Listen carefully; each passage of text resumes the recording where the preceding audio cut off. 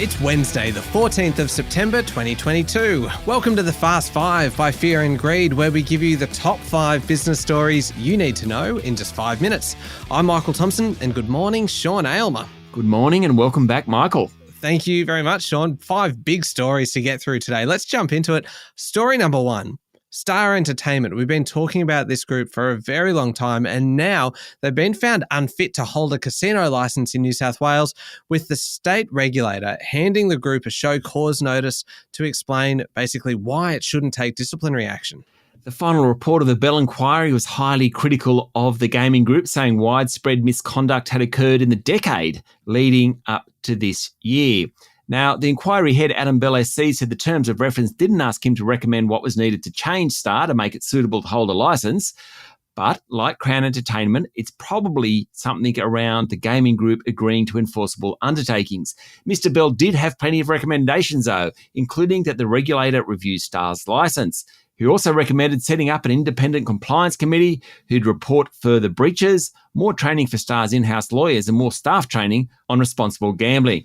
Mr. Bell also said cash should be banned from gambling and patrons should be limited to 3 hours of playing before taking a break and only 12 hours in a 24-hour period.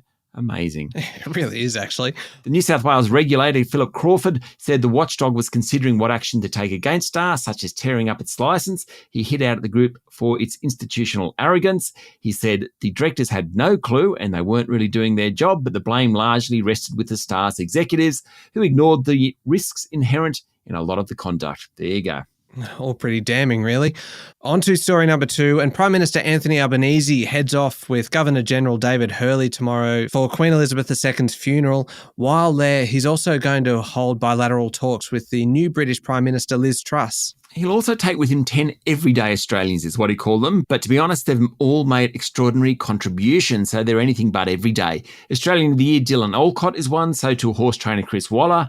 Australia's Senior of the Year Valmay Dempsey, and Rural Australian and Australian Local Hero for 2022, Shana Wan. Also, yesterday evening, the Prime Minister said that pandemic leave payments for Australians isolating because of COVID should remain in place for as long as there are government restrictions. That means they may last longer than the September 30 cutoff date, as is scheduled.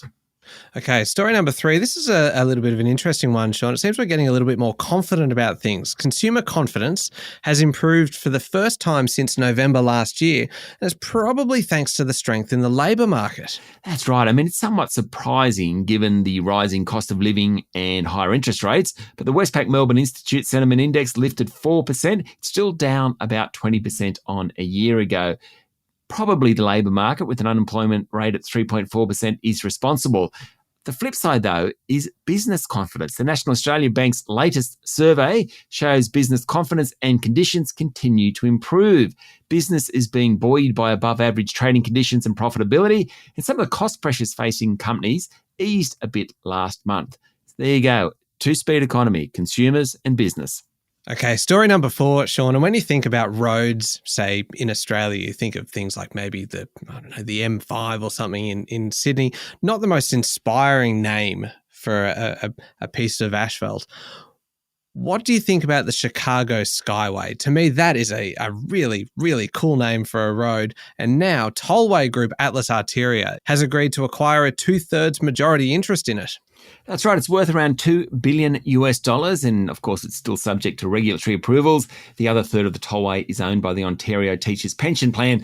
Atlas will raise equity to purchase the highway, though not all shareholders support the bid. Specifically, its biggest shareholder, IFM Investors, want Atlas to pull out of the deal. That sets the company and the shareholder up for a bit of a battle. Atlas went into a trading halt yesterday morning, though it had been sold down on Monday when news of the bid emerged. And what do you think of the name? I love it. Chicago Skyway. Can't get better than that. That's right. And then finally, story number 5, Sean. The Emmys were announced yesterday and 2 of our favourite series won. Yes, this is a welcome back Michael story. Outstanding drama series went to Succession. Outstanding comedy series went to Ted Lasso. I know those two are 2 of your favourite shows. And outstanding limited series went to The White Lotus. Maybe you haven't seen that one. Cracking show. In fact, Australian actor Murray Bartlett won an Emmy for supporting actor in that show. Basically, the Emmys tell you what you should watch. Therefore, everyone should watch Succession, White Lotus and Ted Lasso. Well said. All right, there we go. The top 5 business stories in 5 minutes. Thank you, Sean. Thank you, Michael. It's Wednesday, the 14th of September, 2022. Remember to hit follow on the podcast. And if 5 minutes isn't enough for you, you can find our longer daily show called Fear and Greed wherever you listen to podcasts. I'm Michael Thompson, and that was the Fast 5 by Fear and Greed. Have a great day.